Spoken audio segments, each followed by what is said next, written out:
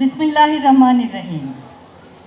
সম্মানিত সভাপতি কামরুজ্জামান চৌধুরী, সচিব স্বাস্থ্য ও পরিবার কল্যাণ মন্ত্রণালয়, সম্মানিত প্রধান বক্তা doctor M A Mohit MP, মাননীয় প্রতিমন্ত্রী স্বাস্থ্য ও পরিবার কল্যাণ মন্ত্রণালয়, মাননীয় প্রতিমন্ত্রী মিস ফারজানা শারমিন এমপি, মাননীয় প্রতিমন্ত্রী মীর শাহ আলম, মাননীয় প্রতিমন্ত্রী জনাব জুনায়েদ সাকি, সম্মানিত অধ্যাপক প্রভাত চন্দ্র দাস, সম্মানিত ডাক্তার জিয়াউদ্দিন হায়দার, বিশিষ্ট চিকিৎসকগণ ও স্বাস্থ্য মন্ত্রণালয়ের কর্মকর্তা ও কর্মীগণ, ঢাকা উত্তরের প্রশাসক, ঊর্ধ্বতন সেনা কর্মকর্তাবৃন্দ, সম্মানিত উন্নয়ন সহযোগী সংস্থার প্রতিনিধিবৃন্দ,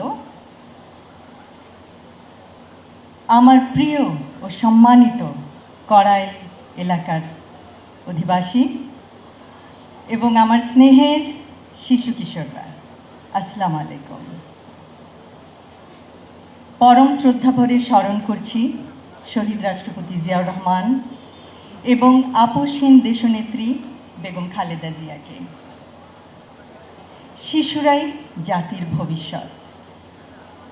কোনো প্রতিবন্ধিতা যেন শিশু কিশোরদের যোগ্য নাগরিক হিসেবে গড়ে ওঠার ক্ষেত্রে প্রতিবন্ধকতা না হয়, সেই লক্ষ্যে আজ কড়াইলে শিশু স্বর্গ প্রকল্পের আরম্ভ। আমি এই প্রকল্পের উদ্বোধনী ঘোষণা করছি। বর্তমান সময়ে বিজ্ঞানের সহায়তায় প্রয়োজন সঠিক ও সময়োপযোগী সহযোগিতা।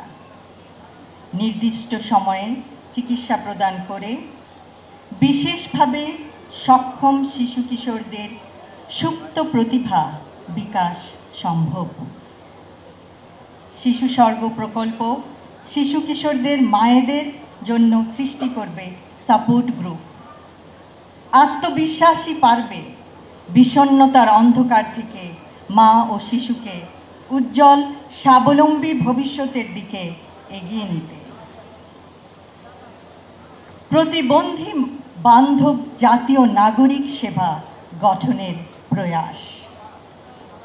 আমরা কিছুক্ষণ আগে শুনলাম বাসে, ট্রেনে, লঞ্চে বিনা ভাড়ায় প্রতিবন্ধী ব্যক্তিদের যাতায়াতের বিধান করা হবে।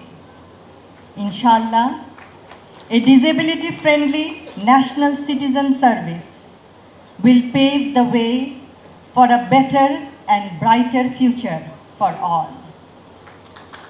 শারীরিক বা মানসিক প্রতিবন্ধকতা যেন সুস্থ থাকার অন্তরায় না হয়, নিশ্চিত করতে হবে সবখানে তাদের সহজ প্রবেশাধিকার এবং মর্যাদা।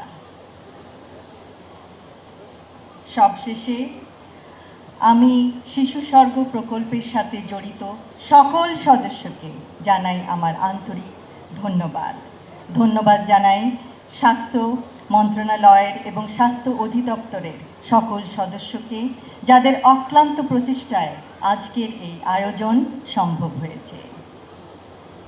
আমরা আশা করব প্রতিটি শিশু সে বিশেষভাবে সক্ষমতা লাভ করলেও সে হবে তার পরিবারের জন্য, সমাজের জন্য, দেশের জন্য অনুকরণীয়, অনুসরণীয় এবং অনুপ্রেরণা দিবে সবাইকে। ধন্যবাদ সকলকে। আল্লাহ হাফেজ।